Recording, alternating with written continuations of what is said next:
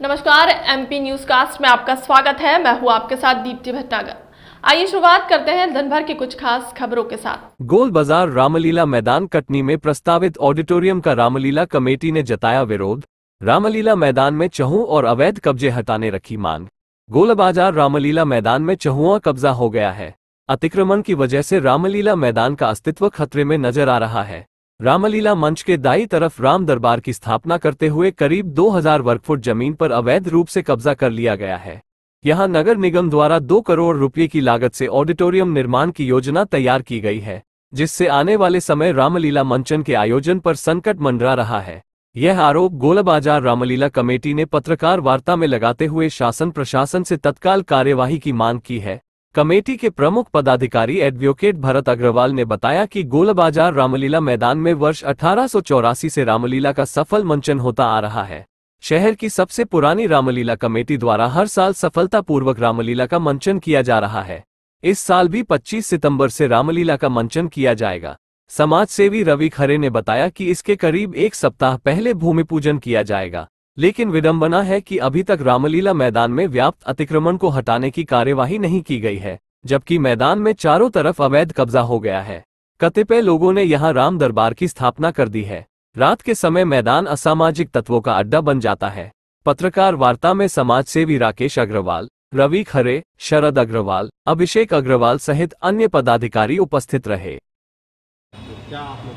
हम लोगों का ये कहना है कि गोल बाजार रामलीला कमेटी द्वारा 1884 से इस मैदान में लगातार रामलीला का आयोजन दशहरे के समय 1 माह के लिए होता चला आ रहा है। इसकी पुष्टि के संदर्भ में या इसके समर्थन के पक्ष में न्यायपालिका ने भी विभिन्न समय पर अपने अपने निर्णय दिए।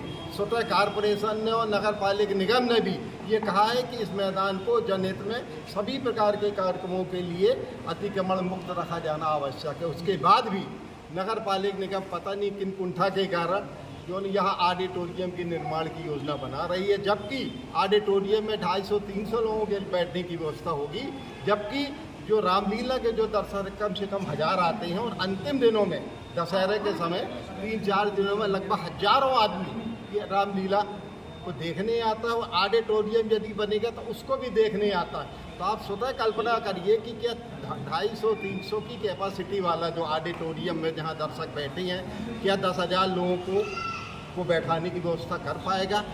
मेरा यही स्पष्ट रूप से मत है कि ये जो है एक सीजन भी नहीं झेल पाएगा ऑडिटोरियम। तो और नगर निगम के पास में विकल्प में नगर निगम के पास में ऑडिटोरियम के निर्माण के लिए पुरानी कचहरी है, जंगल दफ्तर है, महिला महाविद्यालय है, यानी कई प्रकार की जगह कारपोरेशन के पास में उपलब्ध है। ये जो है बहुत ही अत्यंत संकीर्ण रास्ते से हो करके रामलीला मैदान में आना पड़ेगा। यदि कोई दुर्घटना होती है तो आप स्वतः अनुमान लगाइए कि क्या यहाँ तक जो मदद है वो नहीं। ऑडिटोरियम के अलावा यहाँ अतिक्रमण का भी कोई मुद्दा है क्या? हाँ, ऑडिटोरियम के अलावा स्थिति ये है कि रामलीला स्टेज से लगभग 10-12 फुट दूर ही रातों रात जबरदस्ती अवैध रूप से एक गिरोह जो 10-12-15 निठल्ले लोगों का गिरोह है, जिनके पास केवल न्यूसेंस है और इसके पास कोई काम नहीं है, इस प्रकार से धार्मिक आड़ में धर्म स्थानों की स्थापना करके अवैध लाभ लेना, दिन भर गांजा पीना, स्मैक करना, यही देखते चले आ रहे। यदि हमारे यहाँ रामलीला होगी और सामने आप मुश्किल से 10 फुट 12 फुट दूर पर चबूतरा बना लिए और भगवान की मूर्तियाँ रख ली, और अच्छा आप यदि देखें मूर्तियों को देखें तो स्पष्ट हो जाता है कि ये पहले से योजना बनी, कोई लोकल की मूर्तियाँ नहीं है, ये पहले से योजना बनी थी कि इस प्रकार से अपन को कब्जा करना। अब स्थिति ये है कि नगर पालिक निगम को, मध्य प्रदेश शासन को, कलेक्टर को हम लगातार 4-6 बार लिखित में दरखास्त दे चुके हैं, लेकिन मानना नहीं, पता नहीं कौन सी कुंठा है।